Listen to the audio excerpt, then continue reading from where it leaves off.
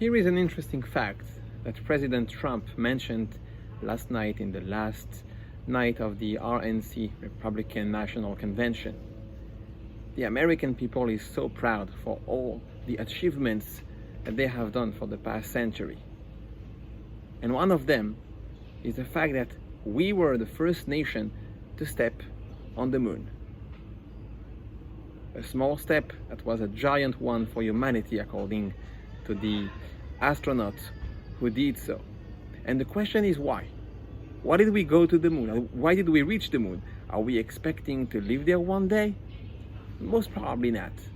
And this is what the president said, because we proved ourselves that we can do the impossible, that we can just reach for the stars and get it. And that is what the American dream is about, that we as men can do absolutely anything.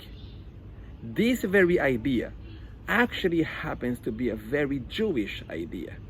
Let me explain to you what I mean by that. We are starting this parasha with a pasuk, Ki Teissei lamilchama al oivecha. We have a parasha that is full of so many mitzvot, probably one of the packest parashiot in the book of Devarim and in the Torah even in general. And we start off with 3 different scenarios that are going from bad to worse. First scenario is a man who goes to war and he finds a woman that is not fit to be his wife. She's not Jewish, so he should not marry her. But the Yetzer Hara is strong and he wants to do so. So the Torah says, okay, if you can't fight the Yetzer Hara, this is what you gotta do. And there is a whole process where she has to go through, or they have to go through together, and then at a certain point, she will be allowed to marry him. Second case scenario, we have a man who has 2 wives, one that he likes, one that he doesn't. And the Torah says, you may not choose to give double inheritance to the Bechor, to the firstborn of the second wife, because the first wife gave you your firstborn, he gets double. Okay, and then the last case scenario, the famous rebellious son, Ben Sorer Umore. He's not listening to his parents. They have no hope for him. They don't know what to do with him. And then we get to a punishment that is, according to the Gemara, never going to happen and never happened in the past, or we are going to kill this child. Now, there is a reason why those 3 scenarios are connected, and Rashi explains, based on the Gemarot and Midrashim, that the Torah is showing us what happens when we start making the wrong decisions. You see, this man is facing a very, very strong family crisis. First, he's making the wrong choice by choosing the wrong wife. Then he realizes afterwards that this woman that he married is going to actually hate her.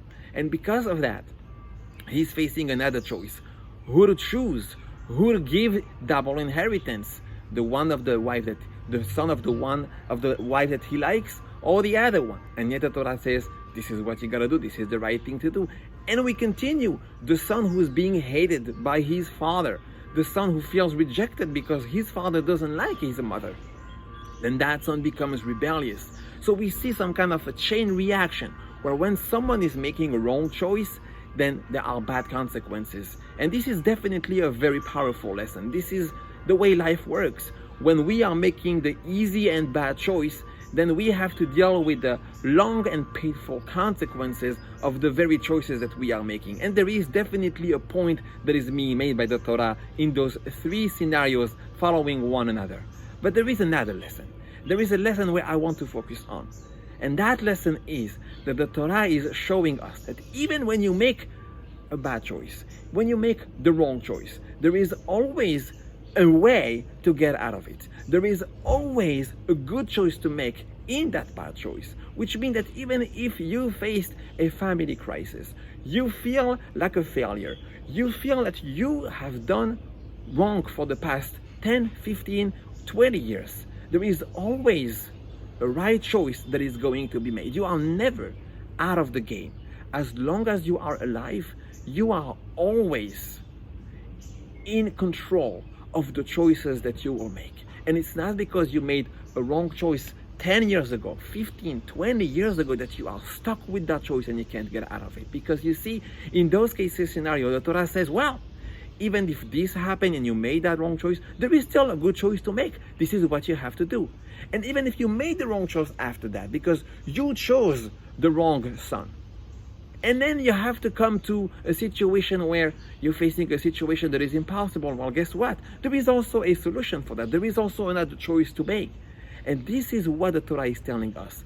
When a person is in a situation that he feels stuck, that he feels that there is no way out, there is always a right choice to be made at any point in your life. And once you make the right choice, there is always a way to go back. And that is the lesson of the month of Elul, Rabotai. At the end of the day, the last month of the year, the month that is before the holiday, is all about dealing with the choices that we have made in the beginning of the year, or even the years before. And Elul is the finish line. Elul is the moment that we realize that we still have the power to change, that we still have the power to make the right choice, even if we feel like a failure, even if we feel that we have made the wrong choices one after the other. Because in Jewish life, we as men can do the impossible. We as men can always do teshuvah. What is teshuvah? The concept of pushing the reset button. At the end of the day, it's never too late. It's never a situation where I feel stuck in my life. And this is the lesson of Parashat Teissei, and I think that this is really maybe also hinted in the name of the Parasha. Teissei la milchama. Remember that it's always a fight. There is always a war. As long as you're breathing, your Yetzer Hara will be after you, and you can defeat him. Untano Hashem Elohecha beyadecha. Hakadosh Baruch Hu will give the Yetzer Hara in your hand as long as you're making that decision. As long as you're going out to war, you believe in yourself. You believe in the kochot that Borei Olam gave you. You will always be able to make the right choice, even after making so many wrong choices in your life. This is the month of Elul. This is the way we should end the year. This is what we have to remember as we are praying the Selichot, that we want to change, that we can change, we can dream, we will dream, and we will be able to do the impossible, to return to HaKadosh Baruch Hu, to get closer to Him, to find ways to better our actions, our itnahagut, our choices. And on this, I wish you all an amazing and blessed Shabbat Shalom U'Barach.